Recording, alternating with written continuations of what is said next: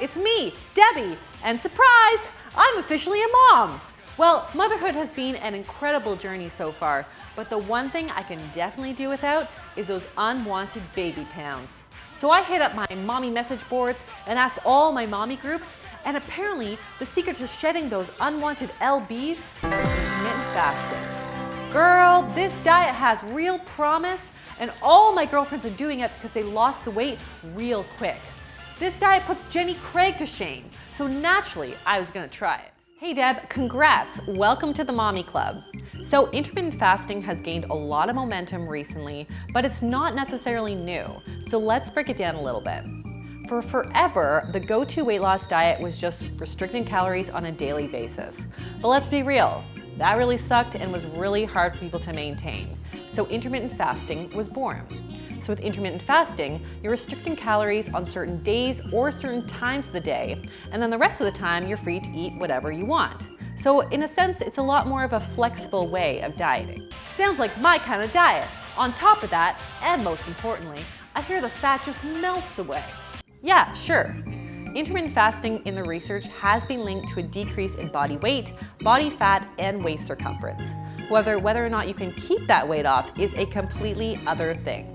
A 2016 review found that individuals tended to lose more weight at the beginning of the diet compared to the final follow-up point. And yes, you may lose some body fat, but you may also lose some really important lean muscle mass. Having said that, it's possible with the right diet, getting enough protein and exercise regime that you may be able to reduce or prevent this. Well girl, you know how much I love my protein shakes, and you can't keep me out of the gym. Hashtag gym rat, hashtag gym life, hashtag blessed. Also, doesn't intermittent fasting like cure diabetes or something? From the studies I've read, intermittent fasting doesn't cure diabetes. However, a 2017 review did find that it actually could help reduce blood sugar levels.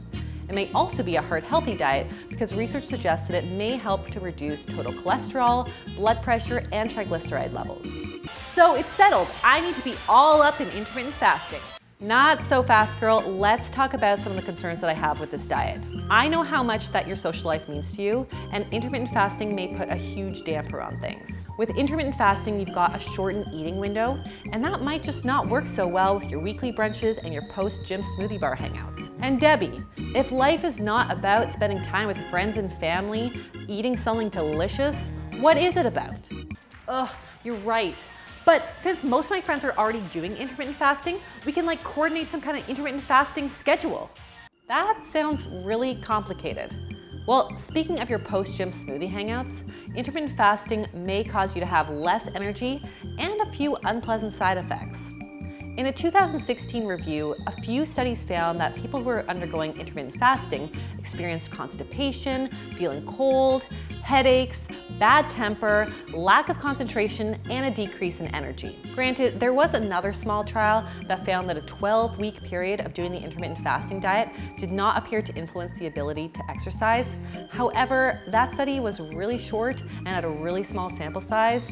And let's be real, if you're constipated or feeling cold, have lack of energy, have a headache, and just are hangry as do you really want to go to the gym? I don't think so. Ugh, this girl hates being hangry. I tend to turn super reckless and do way too much online shopping. No one likes being hangry.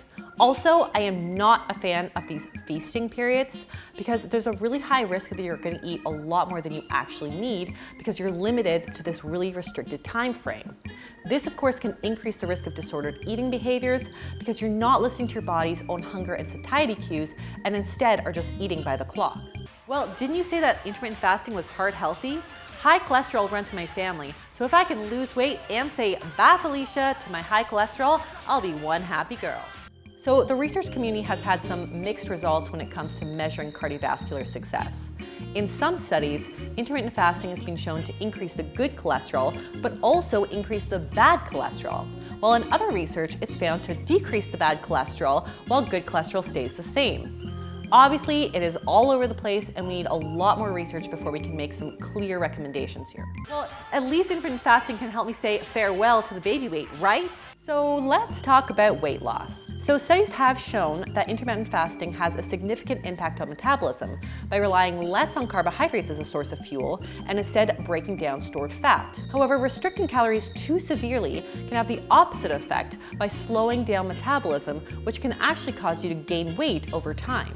It's difficult to confirm this claim because we don't have any long-term studies testing the sustainability of this diet.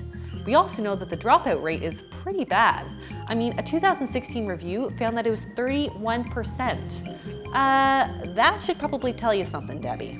That said, there's nothing new here, Debbie. 95% of diets fail and often lead to more weight gain over time. Girl, you got my hopes up.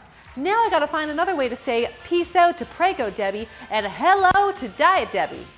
Now, Debbie, I don't want to run your life, but you should definitely not be worrying about weight loss as your goal, especially in those first few months postpartum. What you should be thinking about is listening to your body and not letting anyone but you determine how much and when you eat. This diet is not foolproof. Yes, you may lose a bit of weight at first, but can you keep it off and not be hangry all the time? I am not so sure. But if you do really want to try intermittent fasting, I highly suggest you do it under the care of a registered dietitian. Well guys, I hope you enjoyed this video. If you did, be sure to give it the thumbs up. Leave me a comment below with your thoughts on intermittent fasting. Subscribe to the channel, and I'll see you next time on Abby's Kitchen. Bye!